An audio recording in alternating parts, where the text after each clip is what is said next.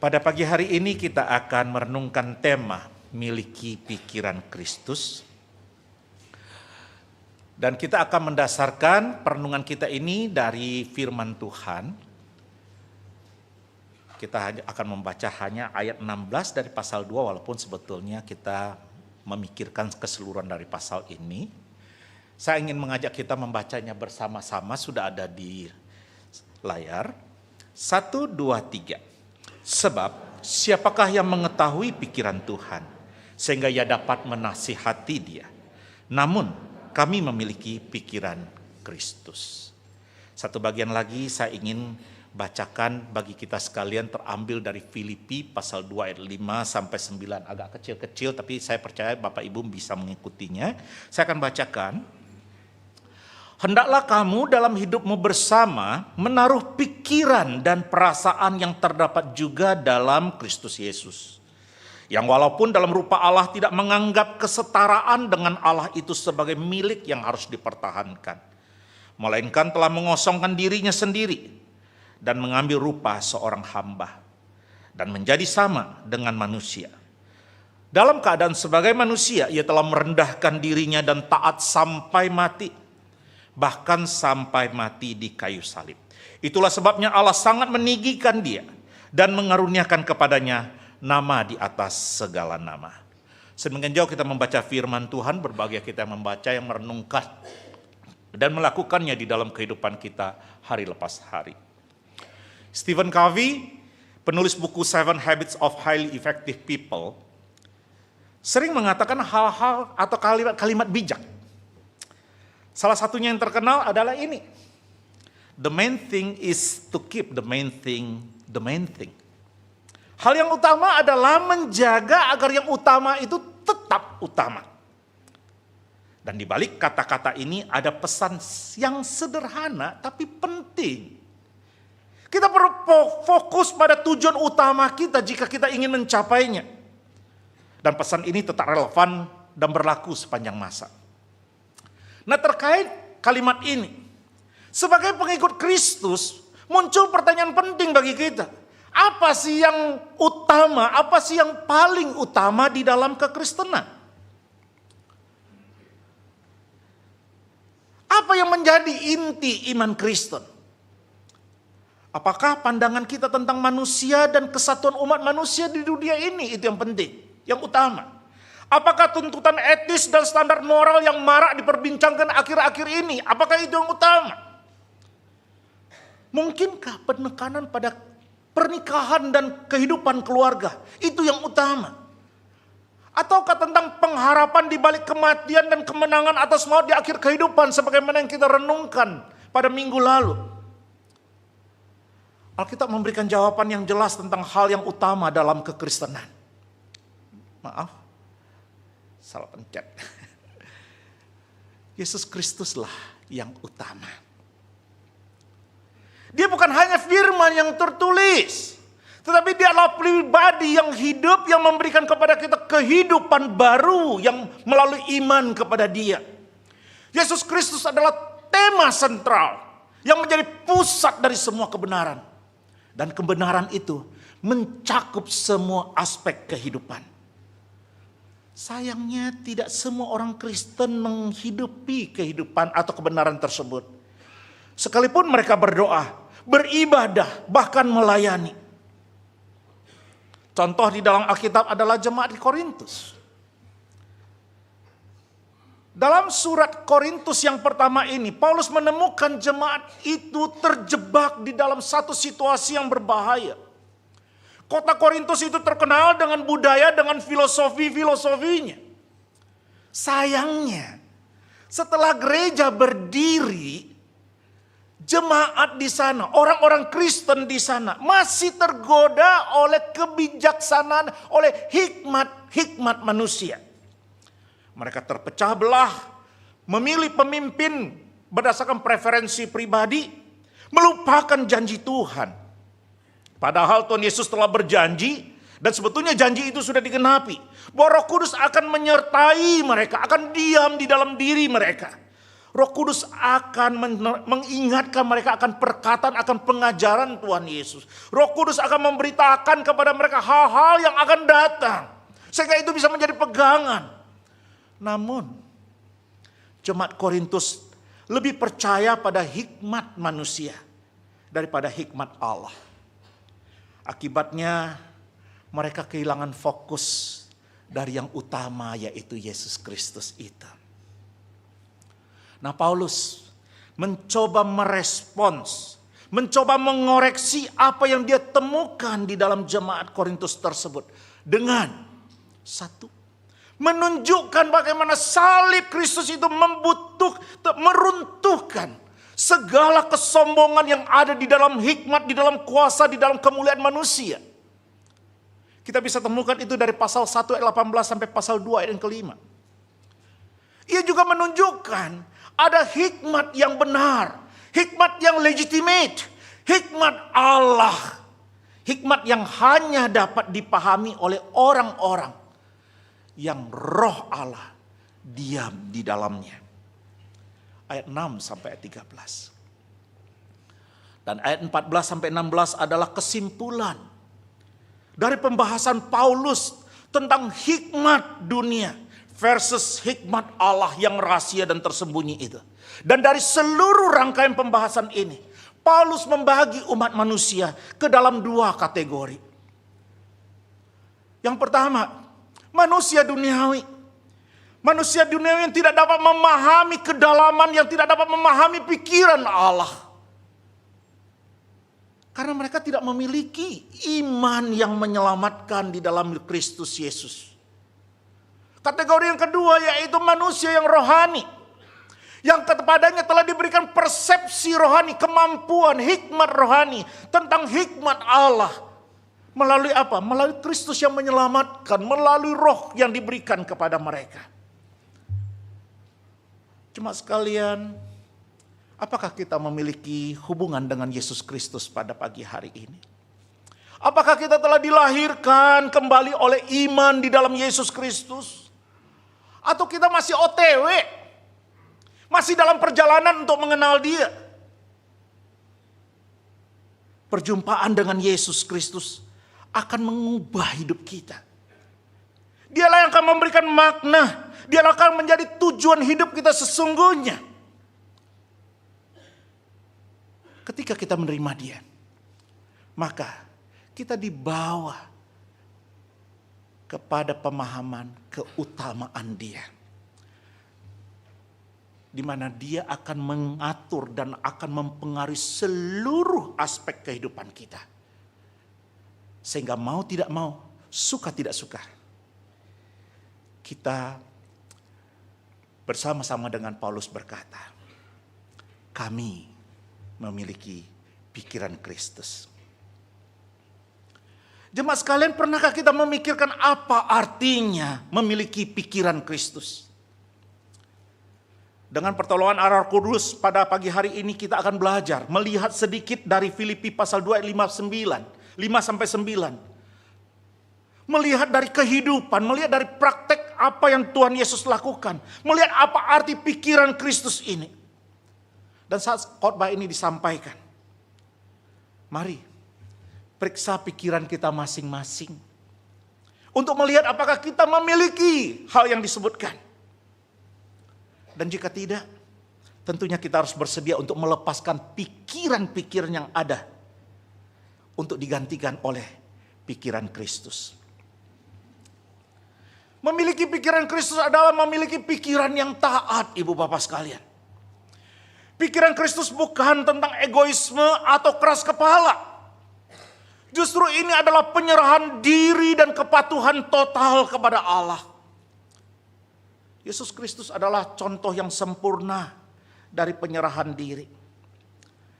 Dia tunduk pada kehendak Allah. Bahkan ketika itu berarti mati di kayu salib sebagai anak domba yang disembelih.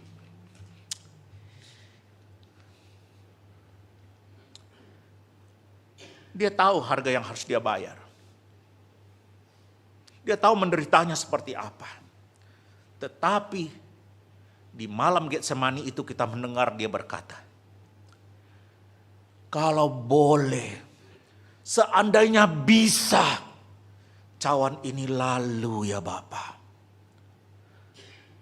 Tapi jangan kehendakku, kehendakmu jadi. Dia taat. Dia tahu bahwa tujuan Allah Bapa adalah untuk menyelamatkan manusia berdosa. Dan dia rela lakukan apapun yang diperlukan untuk mencapai tujuan itu. Tidak pernah dia berdebat dengan Allah Bapa tentang rencana Allah Bapa. Dia selalu patuh apapun yang terjadi. Seberapa patuhkah kita kepada Allah? Seberapa patuh Yohanes kepada Allah?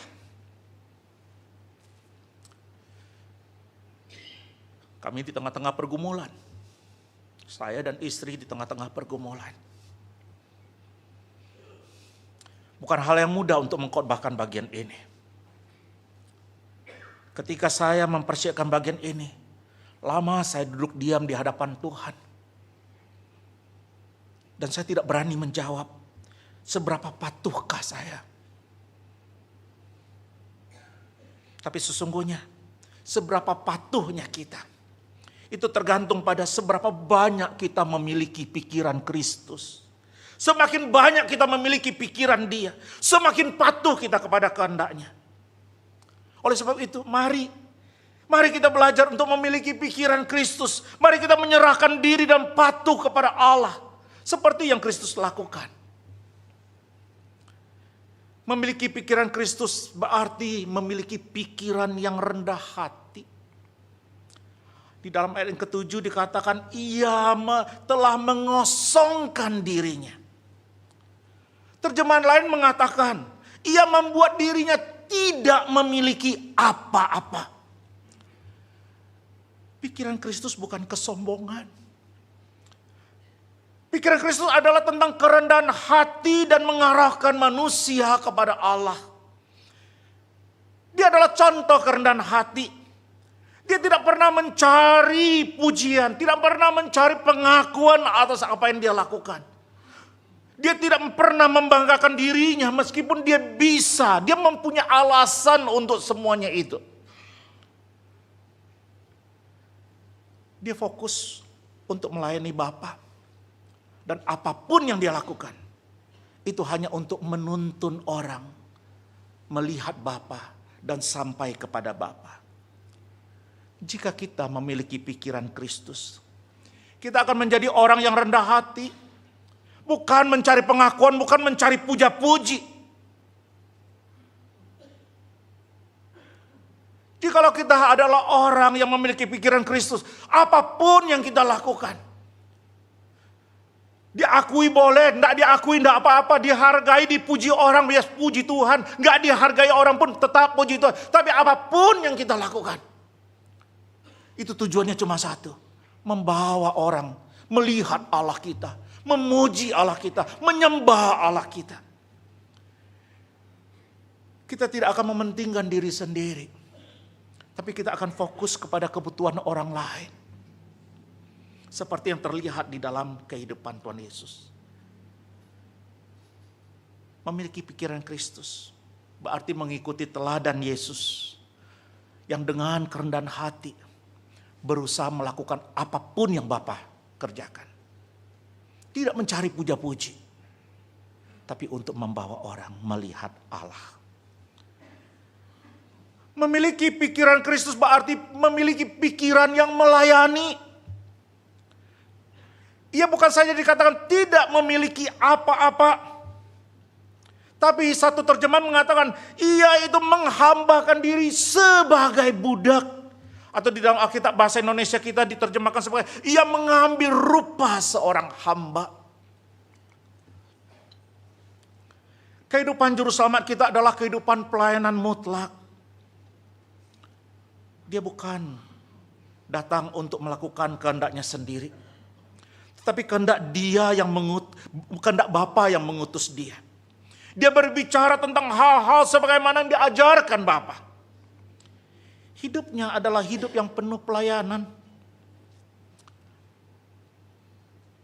Apakah ini pikiran yang kita miliki saat ini? Sekali lagi, saya tidak berani menjawabnya, Ibu Bapak. Betulkah saya punya keinginan itu cuma untuk melayani Tuhan? Atau jangan-jangan saya berusaha untuk melayani diri sendiri? Dan bagi kita semua di sini, apakah betul kita memiliki pikiran yang melayani itu? Apakah kita harus dimohon-mohon, didorong-dorong untuk melayani? Ayolah, gereja perlu nih. Ayolah, gereja butuh nih. Gak ada orang lagi. Jika demikian, maka sesungguhnya kita tidak memiliki pikiran Kristus. Seseorang yang memiliki pikiran Kristus adalah seorang yang rela untuk melayani. Dan bukan hanya melayani, tapi juga punya kerelaan untuk berkorban. Pikiran Kristus tidak mementingkan dirinya sendiri. Ia rela berkorban, bahkan dengan harga tinggi. Lihat pengorbanan Yesus Kristus. Dia rela meninggalkan kehormatannya di sorga, menjadi manusia dan mati di kayu salib untuk menebus kita manusia yang berdosa. Pengorbanannya adalah contoh sempurna dari kasih dan kerelaan. Sebagai pengikut Kristus, kita harus bertanya pada diri sendiri, seberapa kita rela berkorban dalam melayani Tuhan? Apa yang sudah kita korbankan? Waktukah? Kesenangankah? Korban waktu, korban perasaan, korban uang. Apa sih yang kita sudah korbankan? Yesus, pikirannya, demi kehendak Bapa, apapun, tinggalkan sorga, dia lakukan. Dicaci, dihina, dia terima. Bahkan puncaknya, mati di kayu salib. Apakah kita memiliki pikiran yang rela berkorban seperti Yesus? Jika tidak, maka kita perlu memperbaharui komitmen kita kepada Kristus. Memiliki pikiran Kristus itu berarti menempatkan kebutuhan orang lain di atas kebutuhan kita. Berkorban untuk bisa memberkati, untuk bisa menunjukkan kasih Allah kepada mereka. Melepaskan keinginan, melepaskan ambisi pribadi untuk melayani Tuhan. Betulkah kita bisa menyanyikan dengan tepat? Kehendakku, rencanaku, kuserahkan padamu.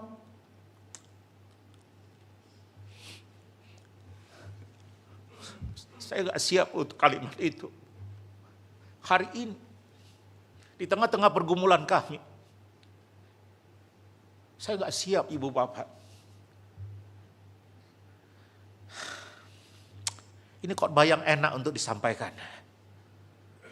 Tapi ketika itu sampai kepada diri saya, berat untuk melakukannya. Bersedia melakukan apapun yang Tuhan minta. Bahkan jika itu sulit, bahkan jika itu tidak menyenangkan. Mari kita belajar untuk memiliki pikiran Kristus. Mari kita menjadi orang yang rela berkorban untuk melayani Tuhan dan memberkati sesama. Memiliki pikiran Kristus, ini menarik, membawa kesuksesan. Alkitab sering berbicara tentang pentingnya kerendahan hati dan kaitannya dengan kesuksesan. Misalnya di dalam Matius pasal 23 ayat 12. Siapa saja yang meninggikan diri, ia akan direndahkan. Dan siapa saja yang merendahkan diri, ia akan ditinggikan. Dan di dalam 1 Petrus ayat pasal 5 ayat yang ke-6. Karena itu, rendahkanlah dirimu di bawah tangan Tuhan yang kuat. Supaya kamu ditinggikannya pada waktunya. Ketika kita memiliki pikiran Kristus, kita sedang menuju kesuksesan tertinggi, Ibu Bapak sekalian. Kesuksesan ini bukan tentang kekayaan, tentang ketenaran, atau tentang pencapaian duniawi. tetapi tentang orang yang berkenan kepada Tuhan, yang menjalani hidup sesuai dengan kehendak-Nya. Tuhan akan meninggikan kita pada waktu yang tepat. Dia akan memberikan kepada kita berkat dan kesempatan untuk melayani Dia dengan cara yang luar biasa. Mari kita belajar. Belajar menjadi orang yang rendah hati. Belajar untuk menempatkan diri di bawah Tuhan. Merendahkan diri serendah-rendahnya. Sehingga kita bisa berkata, not mine, but thy will be done. Bukan kehendakku, tapi kehendak-Mu yang jadi. Ibu bapak yang terkasih, tahukah kita sekalian bahwa di tengah-tengah ruangan kita sekarang ini, ada begitu banyak suara-suara. Ada begitu banyak gambar-gambar. Ada begitu banyak video-video. Tahu? Oh Pak Yo, kami tidak dengar. Nggak ada suara apa-apa selain suara Pak Yo yang khotbah. Kami nggak lihat gambar apapun. Kami nggak lihat video apapun. Iya. Karena kita saat ini, kita tidak memiliki atau tidak mengaktifkan peralatan yang kita butuhkan.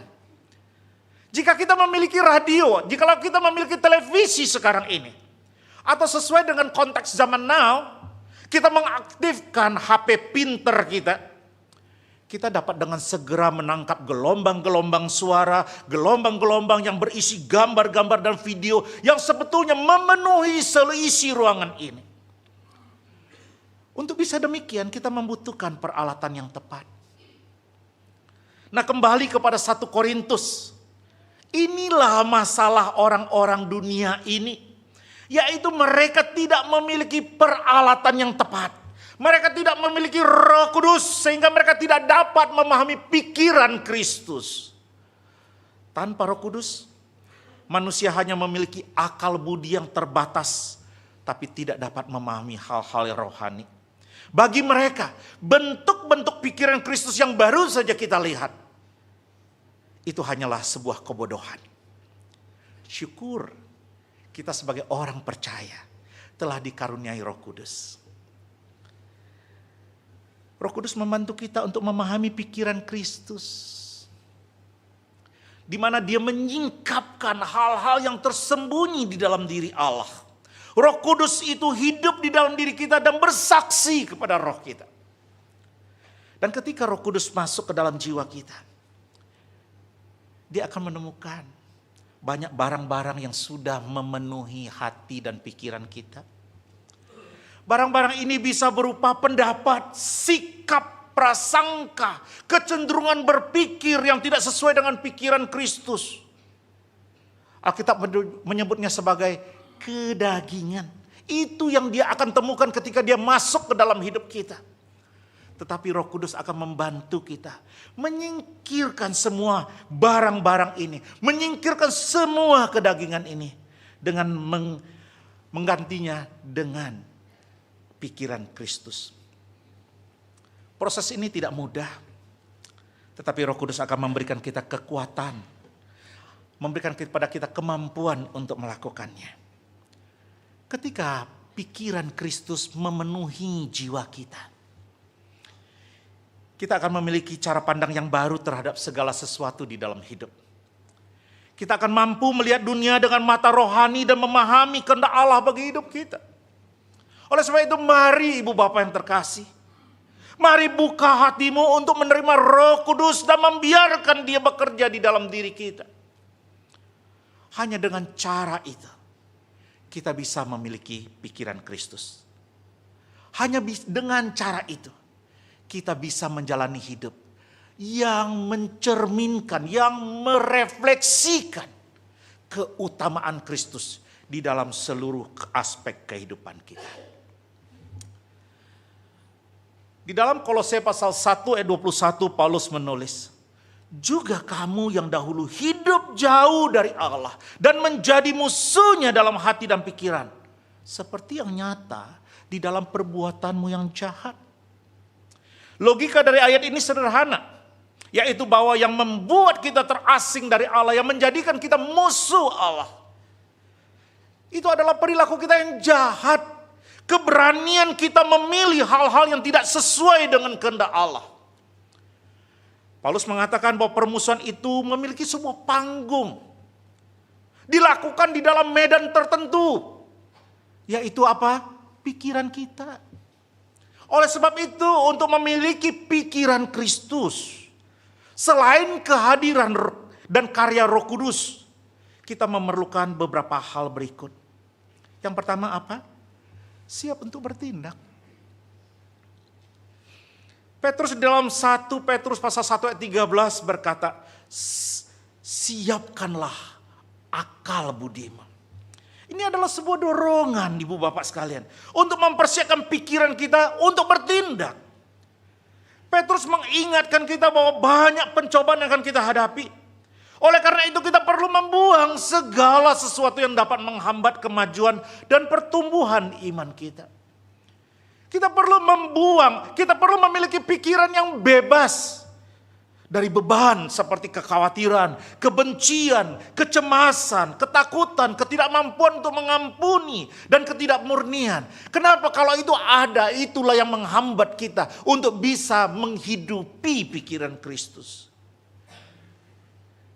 Jika kita masih terbebani oleh hal-hal ini, maka saatnya menata ulang pikiran kita. Kita perlu menanamkan sikap-sikap yang positif seperti yang dinasihatkan oleh Paulus di dalam kepada jemaat Filipi. Akhirnya saudara-saudara, semua yang benar, semua yang mulia, semua yang adil, semua yang suci, semua yang sedap didengar, semua yang disebut kebajikan dan patut dipuji, pikirkanlah semuanya itu. Yang kedua, apa yang harus kita perhatikan? Jaga akses kepikiran kita. Apa yang kita masukkan ke dalam pikiran kita adalah apa yang akan keluar di dalam hidup kita. Bahasa komputernya, input menentukan output. Para ilmuwan mengatakan bahwa pikiran kita ini dapat menyimpan triliunan data, fakta. Triliun itu artinya juta-juta. Bukan 1 juta, bukan 1000 juta, tapi 1 juta-juta. Nah ini dikatakan triliunan, banyak sekali, kapasitasnya sangat besar. Kalau kita komputer punya banyak daya tampungnya, kita salah ketik, kita salah input atau kebanyakan isinya, kita punya tombol hapus. Tetapi otak kita sebegitu besar kapasitas daya tampungnya, tapi tidak punya tombol hapus. Itu sebabnya hal-hal yang terjadi sekian puluh tahun masih bisa kita ingat dengan baik pada hari ini. Kecuali kalau kita sakit. Oleh karena itu, kita harus memilih-milih apa yang boleh masuk. Kita harus waspada terhadap akses yang bahkan bisa dipakai oleh si setan untuk masuk ke dalam pikiran kita.